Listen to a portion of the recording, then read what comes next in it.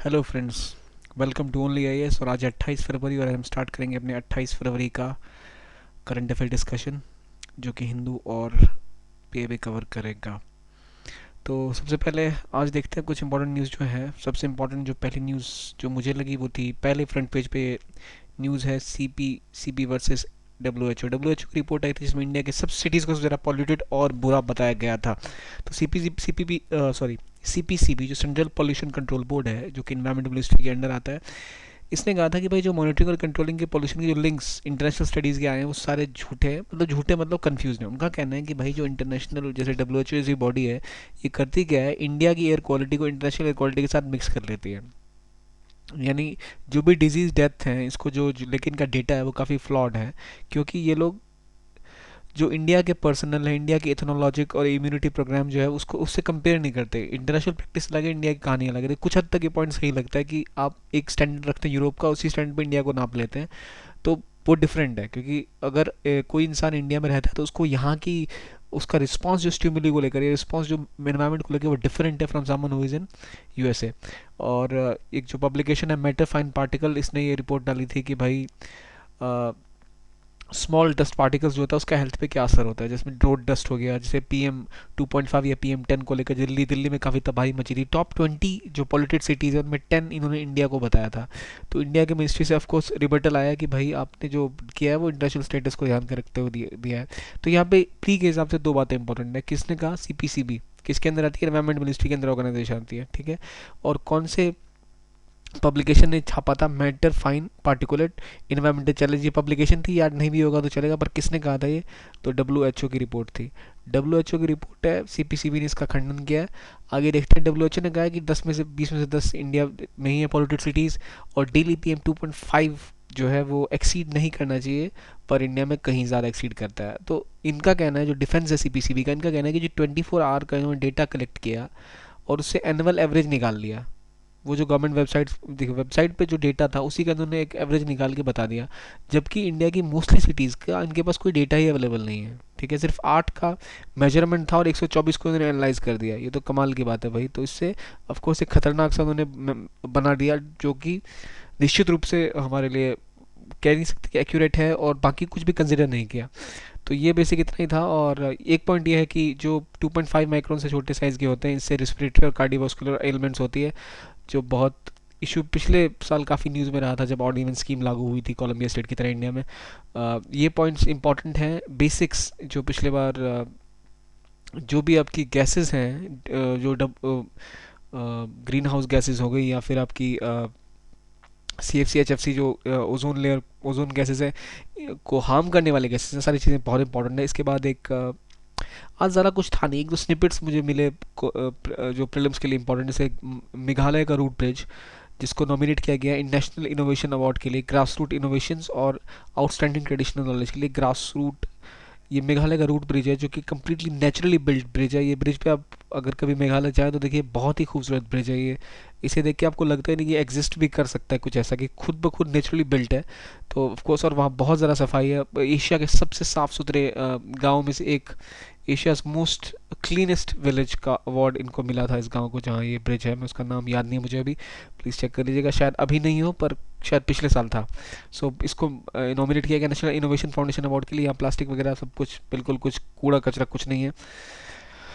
तो अब तीसरी बात है, मिशन ऑन सन। नासा पहला रोबोटिक स्पेस क्राफ्ट सन पे अगले साल भेजने की विचार कर रहा है, जो कि 6 मिलियन किलोमीटर जाएगा और पता करेगा कि भाई सन के आसपास की अंडरस्टैंडिंग करेगा। मतलब सन पे नहीं लैंड करेगा, आपको सन तो गैस का गोला है, अगर सूरज पे आप लैंड करोगे तो आप भस्म हो जाओगे। तो उसके आसपास रिवॉल्व करके एक रोबोटिक स्पेस क्राफ्ट है, जो बताएगा कि भाई क्या हालत है यहाँ पे, और क्या असल में स्टडी करने में डिटेल्ड नॉलेज मिलेगी। नासा का प्लान है जो है national solar probe plus mission, जो कि वही 150 मिलियन किलोमीटर्स मान लीजिए यहाँ से है, जहाँ पे कवर करते हुए जाएगा।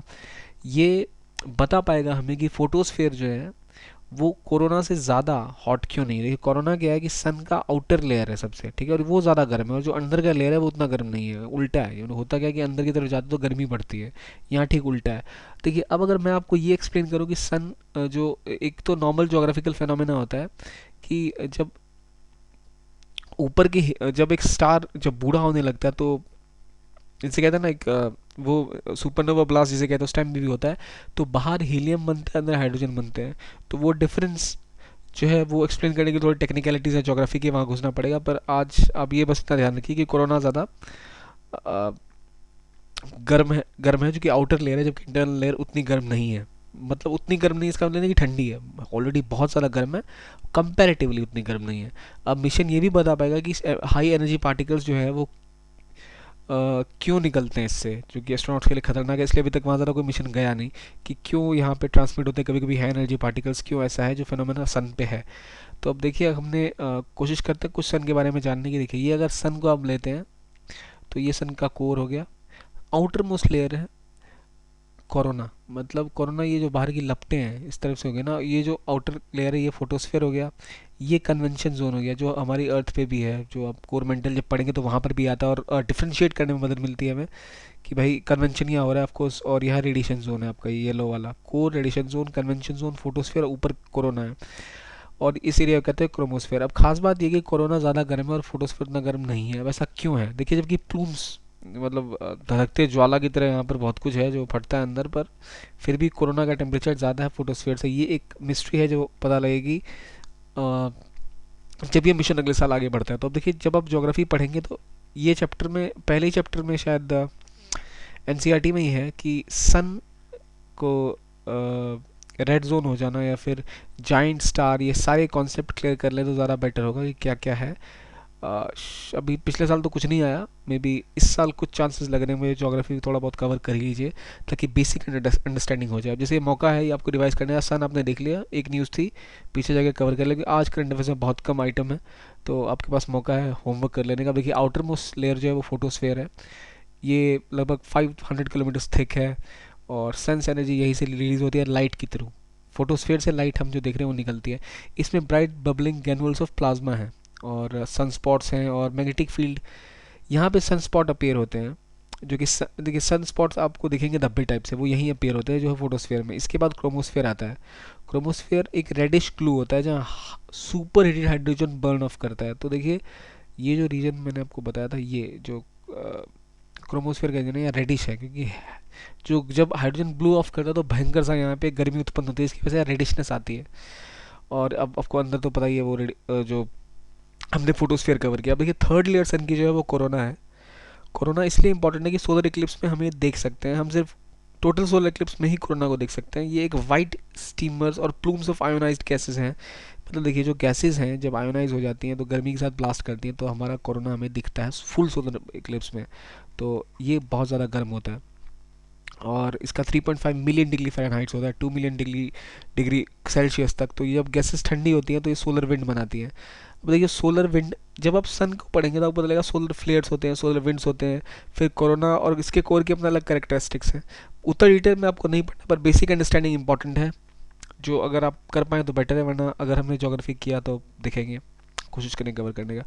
नेक्स्ट एक मायान पेंडेंट मिला है, मायान सभ्यता, जो जिस पर कहा जाता है कि इन्होंने, इनकी कैलकुलेशन के हिसाब से 2012 में धरती ख़त्म होने वाली थी, पर नहीं ख़त्म हुई, हम लोग तो सबूत हैं उसके। अब देखिए इन्होंने साइंटिस्टों ने डिस्कवर किया एक large piece of carve jade, एक पेंडेंट टाइप मिला है, जो कि कहा जाता है एक समय में एंशियंट मायान राजा का हुआ करता था, जिसमें हिस्टोरिकल टेक्स्ट भी मिले हैं इसके पहले ओनर के बारे में। ये देखिए पेंडेंट है, इसमें ये काफ़ी कलाकारी वगैरह की हुई है, आपको पता लगता है कि क्या उस टाइम में रहा होगा, कैसा सिस्टम था।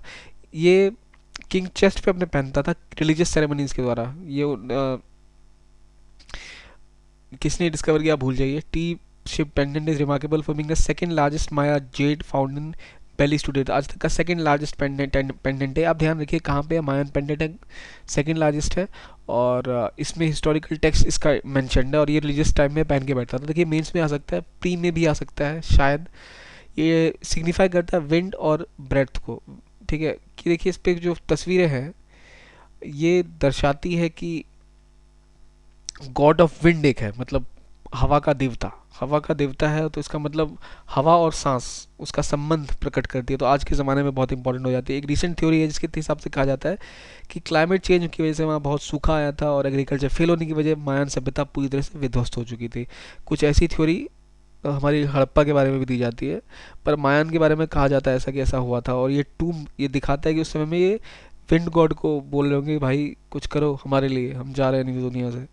और एनुअल रेंज के लिए सपोर्ट की के लिए बोला जाता है, तो उस थ्योरी को सपोर्ट मिलता है इन इस जैसे पेंडेंट से कि वहाँ कोई हवा और पानी का इशू रहा होगा, जो कि इसलिए ऐसे पेंडेंट पे ऐसे ड्राइंग है, क्योंकि ये विंड गॉड की डिज़ाइन जो इस पे आप देख रहे हैं विंड गॉड सा लग रहा है जो भी है। तो राजा अपनी छाती के पास इसको पहन कैसे बैठता था पेंडेंट को। ज़्यादा इसमें कुछ है नहीं, दो तीन पॉइंट थे बस। अब देखिए एक प्रोटीन होता है वेनिन वन, जो मेरीन मैमल्स को, जो पानी में रहने वाले मैमल्स, उनको मदद करता है अपनी किडनी को प्रोटेक्ट करने के लिए। ह्यूमंस में भी वेनिन वन होता है, बहुत बहुत कम मात्रा में होता है। तो इस अगर देखिए वेनिन वन हम बता पा पाए कि सीक्रेट कैसे होगा, या आर्टिफिशियली क्रिएट कर पाए, या बॉडी में इंजेक्ट कर पाए, तो उससे क्या होगा, हमारे भी किडनीज के एलिमेंट्स या कुछ ऐसी जो बॉडी प्रॉब्लम्स है वो ठीक हो सकती हैं।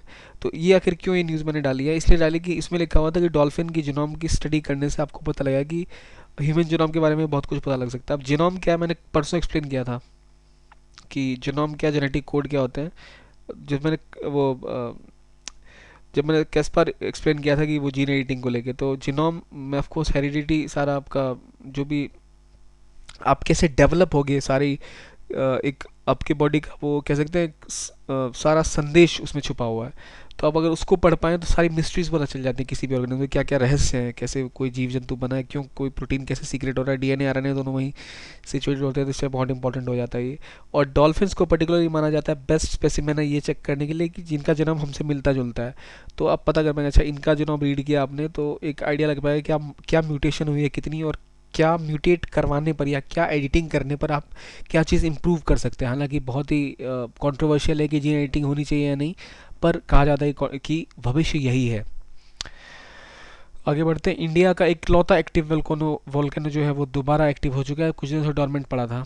That is Barren Island volcano. मुझे इसको डिस्कस लॉन्ग टर्म करना था, फिर मैंने नहीं करा, कोई नहीं। 50 साल से डोरमेंट था, 1991 में इरप्ट हुआ था। पिछले महीने फेब में भी ये फेब के शुरुआती दिनों में ये इरप्ट हुआ, एक साइंटिस्ट ने कुछ ऑब्जर्वेशन किया। अब देखिए जब आप इंडिया का मैप देखेंगे तो जो पैसिफिक रिंग ऑफ फायर है जो ऐसे मूव करती है रिंग ऑफ फायर, और उसी तरह एक इंडिया का रीजन में जो यहाँ पर एक रिंग आती है पर कंप्लीट डोरमेंट है, म्यांमार से ऊपर तो कुछ है ही नहीं। तो उस रीजन में पड़ता है एरिया आगे जाके अंडमान के ठीक नीचे, क्योंकि मैंने मैप नहीं लगाया, कभी और एक्सप्लेन करना पड़ेगा। तो वो क्यों एक पूरा सिस्टम सेटअप हुआ है, क्यों कंटिनेंटल रिजेस की वजह से क्या फॉर्म होता है वॉल्केनोज, वो सारा करना आपको। देखिए अभी जैसे आपने पढ़ा कि बैरन वोल्केनो एक्टिव हो गया है, तो अभी जैसे ही आपने देखा तो आपके लिए बेस्ट होगा कि अभी भी आप ज्योग्राफी का दूसरा चैप्टर है जीसी लियोंग का, उसको पढ़ लीजिए। पीछे बताया हुआ कि वोल्केनोज कैसे क्रिएट होते हैं। तो बैरन आइलैंड का कॉन्सेप्ट आपका क्लियर है ही, साथ में आपका वो रिवाइज हो जाएगा। ठीक है, मुश्किल से 15 मिनट लगेंगे आपको अभी जीसी लियोंग खोल के इसको पढ़ने में। मैं रिकमेंड करूँगा अगर आप पढ़ रहे हैं ये देख रहे हैं वीडियो तो पॉज करें, जीसी लियोंग पे जाए, या फिर इसको देखने के बाद एक बार रिवाइज कर लें आइलैंड कैसे वोल्केनोज कैसे फॉर्म होते हैं। ठीक है, और सी फ्लोर स्प्रेडिंग क्या होती है, सी फ्लोर स्प्रेडिंग का क्या इंपैक्ट होता है। देखिए 15-20 मिनट मैक्सिमम लगेंगे, पर एक टॉपिक आपका क्लियर हो जाएगा हमेशा के लिए। चलिए अब आगे बढ़ते हैं। देखिए मुझे हिंदू में आज यही बस न्यूज़ लगी थी प्री के लिए, बाकी 2 आर्टिकल्स आज, एक आर्टिकल तो अच्छा लगा मुझे, आप of course editorial discussion video में वो क्लियर हो ही जाएगा। तो प्री के लिए ज़्यादा था नहीं। पीआईबी में 2-4 न्यूज़ है जो इंपॉर्टेंट लगी मुझे। एक तो पहला, fourth India CLMV business conclave हुआ है। CLMV क्या है, कंबोडिया, लाओस, म्यांमार और वियतनाम, इन 4 देशों को कहते हैं CLMV, जो कि आसियान के सब पार्ट है, आसियान के सब पार्ट है ये। तो भाई इनका सब पार्ट है क्योंकि ये बेचारे गरीब है, आसियान से कंपैरेटिवली वो बहुत अमीर है, बहुत तेज़ी से टाइगर इकोनॉमीज डेवलप करके ये उतनी डेवलप नहीं कर पाई, पर आसियान का सब पार्ट है। तो इंडिया इनके साथ वृहद रूप से अपने बढ़ा रहा है अपने संबंध। अब देखिए क्या है कि CLMV इंडिया से कनेक्टेड भी है, म्यांमार से होते हुए आपका रूट चला आया था नीचे तक। ये एक देखिए, ये अगर इंडिया हो गया यहाँ मान लिए, तो ये म्यांमार होते हुए लाओस, म्यांमार ये आपका लाओस हो गया, ठीक है, कंबोडिया और वियतनाम। तो ये सारे इंडिया वैसे एक यहाँ इंडिया ट्राई नेशनल हाईवे बना रहा है, जो कि शायद थाईलैंड होते हुए कंबोडिया, लाओस, वियतनाम तक पहुंचाने की बात चल रही है। तो ये कंट्रीज़ कंपेरेटिवली पुअर हैं, और इनके साथ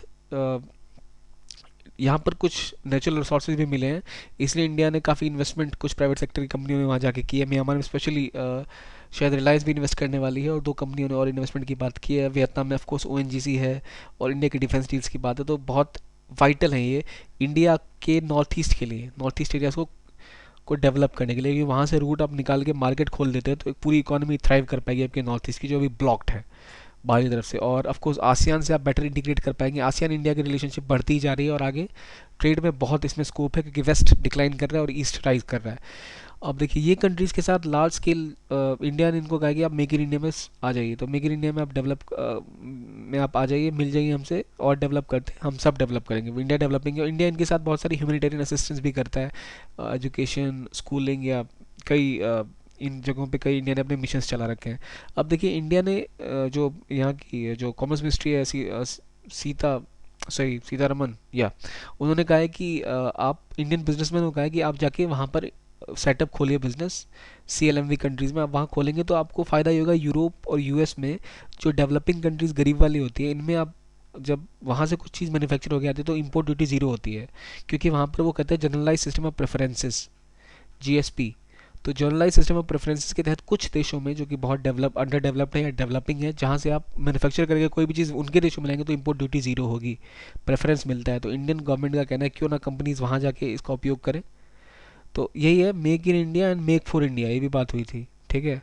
आप वहाँ जाके इन्वेस्ट कीजिए जहाँ आपको एडवांटेज मिल रहा है और फिर आपको आप डेवलप वहाँ से भी कर सकते हैं। तो ये तीन चीज़ें इंपॉर्टेंट थी। CLMV कहाँ है ये देख लीजिए, CLMV, CLMV Cambodia, Laos, Myanmar और वियतनाम, ये चार हैं, बीच में थाईलैंड नहीं, बस इतना याद रखिए। तो ये चारों देश का आपका हो गया। और ये रहा आपका साउथ चाइना सी, या आपका गल्फ स्टेट ऑफ मलक्का हो गया, साउथ चाइना सी का इशू यहाँ आ गया।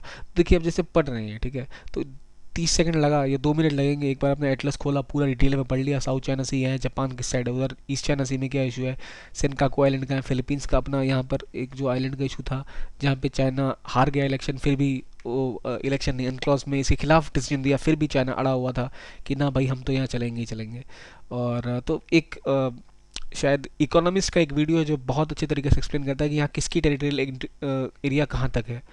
5 मिनट का वीडियो है, पूरा आपको कम्प्लीटली वो कवर कर पाएगा। ऑफ कोर्स मैं यहाँ पर अभी इतने अच्छे से एक्सप्लेन नहीं कर पाऊँगा, बहुत कुछ ड्रॉ करना पड़ेगा यहाँ, और उतनी एक्यूरेसी भी नहीं है मेरे पास। तो ये देख लीजिए। और ये हो गया। एक और न्यूज़ है कि Indian council of forestry research and education कहाँ पर है। पहली बात, Indian council of forestry research and education कहाँ पर है? देहरादून में। ये क्वेश्चन आ सकते हैं, अगर आप PCS भी देख रहे हैं तो बहुत इंपॉर्टेंट है आपके लिए, UPSC के लिए तो हो ही सकता है, कुछ UPSC के लिए कुछ भी इंपॉर्टेंट है। तो Indian council of forest research and education कहाँ पर है? देहरादून में। इन्होंने क्या किया है, 20 high yielding varieties of plant species इन्होंने डेवलप की हैं, ठीक है। अब 10 वैरायटीज़ जो है वो मेलिया दुबिया, और 3 क्लोन है यूकेलिप्टस टेट्रिकॉर्निस के, जिसका जो टिम्बर है, जिसकी जो लकड़ी है वो हाई डिमांड में होती है इंडस्ट्री के लिए। तो कौन कौन से हैं? मिलीनिया डुबिया और इक्विलिप्टिस टेट्रिकॉर्निस, इन दोनों का 10 इम्प्रूव वैरायटी बनाया है। इसके अलावा Institute of Forest Genetic and Tree Breeding Coimbatore ने डेवलप किया है 5 inter specific hybrid of Casuarina equisetifolia एस कैसोरियाना जंगहुहियाना, ठीक है। आप इसको भाई भूल ही जाओ, मैं तो कहता हूँ मुझे ज़िंदगी में याद नहीं हो सकता ये, ठीक है। ये मेलिया डुबिया और इक्विलिप्टिस टेट्रिकॉर्निस का था, तो इंपॉर्टेंट सा लगा। PIB में था इसलिए मैंने डाल दिया इसको, पर आई डोंट थिंक ये याद तो हो भी जाएगा ऊपर वाला थोड़ा। मिलिया डुबिया एंड 3 क्लोन्स ऑफ इक्विलिप्टिस टेट्रिकॉर्निस। चलिए ये मुझे तो याद हो गया, क्योंकि मैंने भी आज अभी थोड़ी देर पहले पढ़ा है, तो आप भी इसको तो याद कर सकते हो ऑब्वियसली। बट जब आप रिवाइज करें PIB के आर्टिकल्स या फिर हमारा PDF, तो आप इसको देखेंगे तो एक बार आंख पे सामने रहेगा, अच्छा ये डेवलप हुआ था। ट्रॉपिकल रिसर्च फॉर इंस्टीट्यूट कहाँ पर है? जबलपुर में है। इसने 2 varieties of medicinal plant Rauvolfia serpentia को का डेवलप्ड वर्जन ढूंढा है। तो ये चीज़ें इंपॉर्टेंट है, मे बी आप बस देख लीजिएगा एक बार, रटने से याद तो होगा नहीं मुझे ऐसा लगता है। इंडियन रेलवेज ने अपनी पहली अंत्योदय एक्सप्रेस चलाई इरवाकुलम और हावड़ा के बीच में। एर्नाकुलम एर्नाकुलम कहाँ है? एर्नाकुलम है केरला में, और ये है आपका हावड़ा जो कि है कोलकाता में। तो ऑलमोस्ट ये, अगर आप ये इंडिया मान लेते हैं ना, तो ये ऑलमोस्ट यहाँ से लेके यहाँ तक की ट्रेन है, ठीक है। इस साइड से जाएगी ऑफकोर्स। तो ये ट्रेन रूट एक लंबा सा ट्रेन रूट है जहाँ पे अंत्योदय एक्सप्रेस चलेगी। अंत्योदय एक्सप्रेस मतलब long distance fully unreserve train होगी, सुपर फास्ट ट्रेन है जो कि कॉमन मैन के लिए, जो गरीब है उनके लिए है। यहाँ से आप जा सकते हैं, कोई रिजर्वेशन नहीं होगी, जनरल ट्रेन होगी। और ये अंत्योदय मतलब निचले सेक्शन, निचले तबके के लोगों के लिए है, ताकि उनको जो एफर्ट नहीं कर सकते रिजर्व टिकट, जिनको माइग्रेंट लेबर्स हुए प्राइमरीली, या फिर उनकी फैमिलीज हुई जिनको अभी कैश पैसे नहीं है, थोड़े कम है, तो उससे जा सकते हैं। और ये काफ़ी एक अच्छा कदम है, क्योंकि ऑलरेडी जो ट्रेन्स जाती हैं इस रूट पर वो भरी भरी जाती हैं। जैसे केरला भी कई माइग्रेंट्स आते हैं या वहाँ से जाते हैं, जो कोलकाता या फिर उस रीजन के हैं तो उनके लिए बहुत ही सही है ये। तो याद रखिए पहली अंत्योदय एक्सप्रेस कहाँ चली है, जो कि लॉन्ग डिस्टेंस है, ईरानकुलम से हावड़ा तक, जो कि वीकली है। अब देखिए मुझे आज के प्रीलिम्स का इतना ही आइटम मिला था पीआईबी में और हिंदू में, या फिर इंडियन एक्सप्रेस में भी कुछ खास नहीं था आज। तो चलिए अब कुछ जो मेरा साइंस एंड टेक में बच रहा था, आज लास्ट है डिफेंस वाला, अब कल से हम हो सकता है स्पेस स्टार्ट कर दें। सबसे कुछ मिसाइल्स बच रही थी वो कर लेते हैं, जैसे नाग, जो कि third generation fire and forget anti tank guided missile है। एंटी टैंक गाइडेड मिसाइल आपको पता है ये गाइडेड होगी, थर्ड जनरेशन है। ये थर्ड जनरेशन मैन्यूवरेबिलिटी ज़्यादा होती है, प्रिसिशन ज़्यादा होता है, जो हमने कल एक और वीडियो लगा था एयरक्राफ्ट वाला, उसमें एक्सप्लेन किया था मैंने। अब ये फायर एंड फॉरगेट क्या होता है, देखिए फायर एंड फॉरगेट ये होता है जैसे ही कोई अपने, जैसे इस मिसाइल को हमने डेटा डाला कि भाई तुम्हें जाना है यहाँ पे एक टारगेट है, इसको आपको हिट करना है। उसके बाद क्या था, ये फायर करने के बाद इसको एक गाइड करने के लिए पीछे से कोई चाहिए नहीं होता है, कोई एक सोर्स मटेरियल नीचे कि वहाँ से गाइड हुआ, अब ये अब ऐसे मूव करेगा, आपने इसको बता दिया प्रोग्राम ने, जाके सीधा टारगेट हिट करेगा। तो इससे फ़ायदा ये है कि कहाँ से फायर हुआ वो लोकेशन को ट्रैक करना थोड़ा मुश्किल हो जाता है कि कहाँ से आया, तो वहाँ पे आप जाके अटैक नहीं कर सकते। नहीं तो क्या होता था, आप जैसे मारोगे आपने अगर चूक गया मिसाइल, पहले क्या होता था अगर फायर एंड फॉरगेट नहीं है वो, अगर वो मिसाइल चूक गई तो जिस पर आपने लगाया है निशाना, या तो वो टैंक है, या तो वो जहाज़ है, या फिर एयरक्राफ्ट है, या शिप है, वो अगली मिसाइल उड़ के आपके ऊपर ही गिरेगी धड़ाम, तो आप जाएंगे घर, मतलब घर नहीं सीधा ऊपर। तो guided missiles fire and forget की खासियत है कि आप टारगेट को पता नहीं चलता कि कहाँ से मिसाइल दागी गई है। ये all weather top attack missile है, 3 से 7 किलोमीटर की रेंज की है, डे एंड नाइट कैपेबिलिटी है, और इमेजिंग इंफ्रारेड गाइडेंस के थ्रू काम करती है, इसलिए रात को भी चल पाएगी। और लॉक ऑन बिफोर लॉन्च की बात है, पहले लॉक ऑन होती है फिर फायर करती है और सीधा निशाने में मारती है। इन्फेंट्री व्हीकल पर माउंट करके आप कनिस्टर बेस्ड कह सकते हैं इसको, ये कनिस्टर बेस्ड मतलब कहीं से भी आप उसको मूव करके फायर कर सकते हैं। तो नाग मिसाइल इसलिए इंपॉर्टेंट है। एक है आपकी MBRL, मतलब multi barrel rocket launcher system, जो कि था पिनाका, जो कारगिल वॉर में बहुत ज़्यादा यूज़ किया गया था। पिनाका में क्या होता है, 6 व्हीकल्स होते हैं जिनमें 12 मिसाइल्स रॉकेट्स होते हैं, 6 लोडर रिप्लेसमेंट व्हीकल पे, पर मतलब एक नहीं और ट्रक के ऊपर ये लगा दिए इन्होंने 6 लोडर मशीन से, 12 रॉकेट भरे पड़े हैं, ये सीधे जाते हैं और एक के बाद एक सीधा अटैक करते हैं। तो पिनाका काफ़ी यूज़फुल था कारगिल में, और शॉर्ट टर्म कॉम्बैट के लिए बहुत अच्छा है ये। और फायर इसका नया एडवांस वर्जन इंडिया ने हाल ही में अपनी आर्मी में इंडक्ट किया, इसलिए इंपॉर्टेंट है।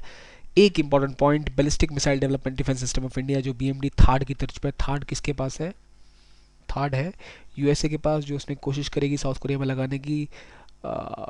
इसका था हाँ, और ऑफ कोर्स वहाँ यूक्रेन ईस्ट एशिया में भी लगा है, जिस पर रशिया को काफ़ी इशूज़ थे। तो ये है अच्छा, बैलिस्टिक डिफेंस सिस्टम जो इंडिया में अभी तक कम्प्लीटली ऑफिशियल नहीं है, पर हमारे PM ने एक रैली में यूपी में हाल ही में कहा था कि हमने बना लिया, तो देखते हैं क्या बनाया नहीं बनाया। पर बेसिक इन्फॉर्मेशन लेते हैं। बैलिस्टिक मिसाइल डिफेंस प्रोग्राम जो है वो प्रोवाइड करेगा missile shield incoming ballistic missile से, न्यूक्लियर मिसाइल से। जैसे पाकिस्तान के पास अभी बाबर जो उसकी मिसाइल है, या फिर नस्र है जो अटैक कर सकती है, तो उनको ऊपर आसमान में उड़ाने के प्लान से ही बनाई गई हैं। इसमें क्या होता है कि जब कोई होस्टाइल मिसाइल आपकी तरफ आती है तो उसको 3 जगह इंटरसेप्ट करता है ये, कि भाई कहाँ लॉन्च पॉइंट है, मिड कोर्स कहाँ है, और टर्मिनल फेज कहाँ है, कि एटमॉस्फेयर में नीचे कब आ रहा है वो डिसेंड करेगा, ठीक है। फ्लाइट करेगा स्पेस में, फिर नीचे आएगा, यहीं पे इसको उड़ा देगा वो ऊपर ही, तो आपके उसमें ना घुस पाए वो, ताकि आपके रीजन में ना घुस पाए, अदरवाइज आप तो मारे जाएंगे। तो एक डिफेंस सिस्टम बनाता है। BMD में क्या होता है, 2 टायर फुल्ली ऑटोमेटेड सिस्टम होता है, कि पहले आप अर्ली वार्न करेगा, रडार को ट्रैक करेगा, और सीधा जाके यहाँ से आपके एंटी मिसाइल जाके उनकी मिसाइल से टकरा जाएंगे। तो land and sea based batteries of advance interceptor missiles advance level की होंगी, जो ऑब्वियसली होना ही है, ज़्यादा इंपॉर्टेंट नहीं है। ये डिस्ट्रॉय कर सकता है 150 किलोमीटर की हाइट तक, मतलब आपके एक्सो एटमॉस्फेयर या फिर एंडो एटमॉस्फेयर, 2 तरह की होती है। तो बात चल रही है क्या है अभी क्लियर नहीं है, पर उम्मीद की जा रही है कि एक्सो एटमॉस्फेयर होगा, ताकि हमारे एटमॉस्फेयर के बाहर ही उनको उड़ा दे। तो फायदा के बाद जब एक साथ 50 कोई मिसाइल दाग देगा या 10 मिसाइल दाग देगा, तो आपको BMD नहीं बचा सकती, ये भी रियलिटी है। इसलिए हम उतने भी उत्साहित नहीं हो सकते, पर ये एक बहुत अच्छा हमारी डिफेंस के लिए। आयरन डोम एक और इसराइल टेक्नोलॉजी है जो इंडिया ने इंस्टॉल करने की कोशिश की थी, पता नहीं उसका क्या हुआ। I will try to follow up on that. ये भी बिल्कुल उसी तरह से जो कि इसराइल ने लगाया है अपने बॉर्डर्स पे, जिसको जो रॉकेट को आने ही नहीं देता उस साइड, तो वहाँ शॉर्ट रेंज रॉकेट्स होती है, उतनी पावरफुल नहीं है। इंडिया के केस में चाइना और पाकिस्तान पास में है, तो उनकी टेक्नोलॉजी काफ़ी हाई ग्रेड है। सो ये हमारा BMD का इशू हो गया। और BMD किसके किसके पास है, USA के पास, रशिया के पास और इसराइल के पास। चाइना के पास BMD नहीं है अभी। जो उन्नत किस्म की है। अब देखिए मिसक्लेनियस में कोई एक दो मिसाइल्स थी या एक दो चीज़ें छूट गई, जैसे अर्जुन MK1 पहला इंडिजिनियसली डेवलप मैन्युफैक्चर्ड टैंक है। अजय T-72 ये भी एक टैंक है। और दिव्य दृष्टि एक इंटीग्रेटेड सिग्नल सिस्टम है जो कि नेवी सिग्नल सिस्टम दिव्य दृष्टि, और वही संग्रह उसका नाम नेवी में और संयुक्त आर्मी में उसका नाम है। तो ये बेसिकली मिसक्लेनियस आपकी थी चीज़ें। और आई थिंक डिफेंस में हमारा सब कुछ हो चुका है, बस एक चीज़ मिस हो गई, एक चीज़ कि जो जॉइंट मिलिट्री एक्सरसाइज जो हम करते हैं वो हम कोशिश करेंगे कल करने का, और मे बी हम कल स्टार्ट कर देंगे स्पेस, और जिसमें हम रॉकेट्स और सैटेलाइट लॉन्चेस के बारे में डिटेल में पढ़ेंगे विद करंट अफेयर्स। तो आज के लिए हमारी तरफ से इतना ही। Thank you very much for watching the video. कल की डिले जो हुई थी उसके लिए सॉरी। हम कोशिश करेंगे कि कुछ टेक्निकल ग्लिच आगे ना हो और रेगुलरली अपडेट होता रहे। तो देखने के लिए बहुत बहुत धन्यवाद। Thank you.